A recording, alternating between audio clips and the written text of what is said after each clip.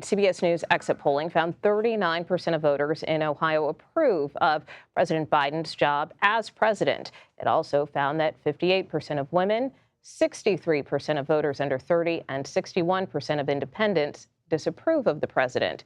Now our political panel, Jasmine Wright and Daniella Diaz. Jasmine is a politics reporter covering the 2024 election at NOTUS, and Daniella is a congressional reporter for Politico. Welcome to both of you. I guess, Jasmine, I want to start off with you because I know you've spent a lot of time covering the president, not just in this cycle, but the last cycle as well. In addition, we have some CBS News polling that shows 73% of voters in Ohio say that the president shouldn't even be running. I mean, is this a sentiment that's just limited to Ohio, or is this a broader sentiment of voters around the country, and how should the campaign deal with this? Yeah, Nicole, I think it is a broader issue because it's just another example. I think we see this larger trend that voters just don't want to see a rematch between President Biden and former President Trump. They've said it in poll after poll after poll. But at the end of the day, that's what they're getting. That's what they're getting.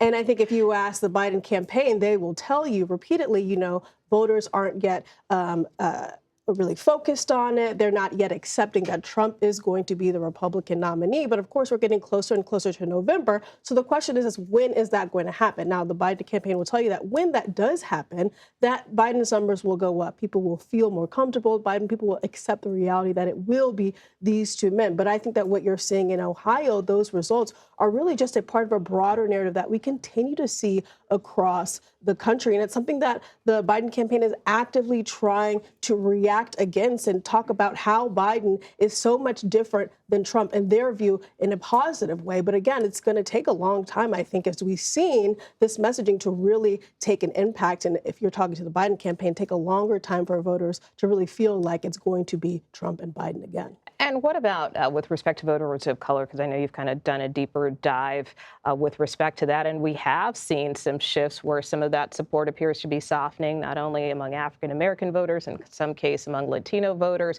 What is the Biden campaign trying to do to shore up that support?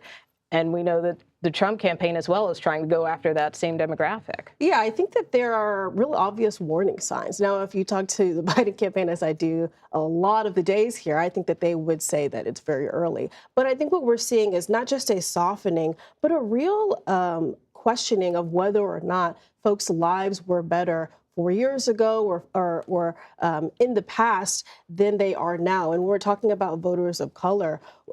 They don't necessarily see, I've been focusing a lot on Black women, prominent Black women across the country, don't necessarily see themselves within the Biden campaign. And that's been a big problem because they say that it is reflective of the issues that we're seeing that Black voters may have with the Biden campaign. And it's also just opening the arena for Republicans to be able to pick some of these voters away. Now, I think that it is not true or not necessarily real that a majority of Black voters or even a large portion of Black voters are going to vote for Trump in 2024.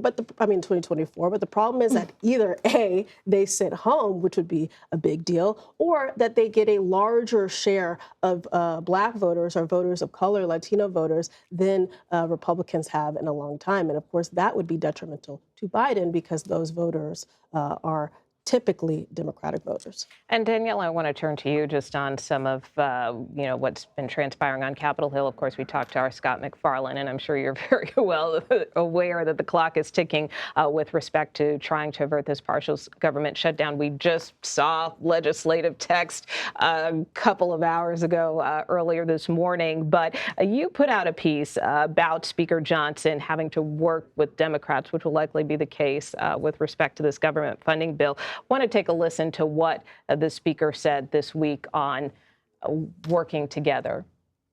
What we're doing right now is unprecedented. There's never been a change of a speaker mid-course in the history of Congress. And we did it at the time where we have the smallest majority in U.S. history. We have to govern, and we have to demonstrate that we can keep this thing together and keep the train on the tracks, and we are.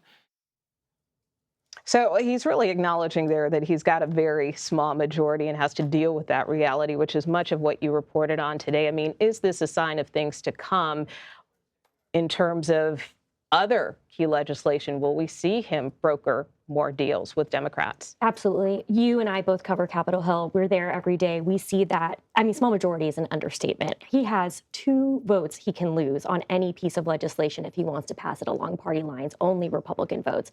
So as a result, he's really leaning on Democrats to get these bills across the finish line. I spoke to dozens of House Democrats from different factions of the party for this story, to asking them if they feel like they're handing Mike Johnson wins because they're helping him get bills like government funding, like other types of really important pieces of legislation that Mike Johnson is then going and advocating and doing victory laps on. Republicans are doing that. And if they're going to regret doing that. Now, are they ever going to get fed up?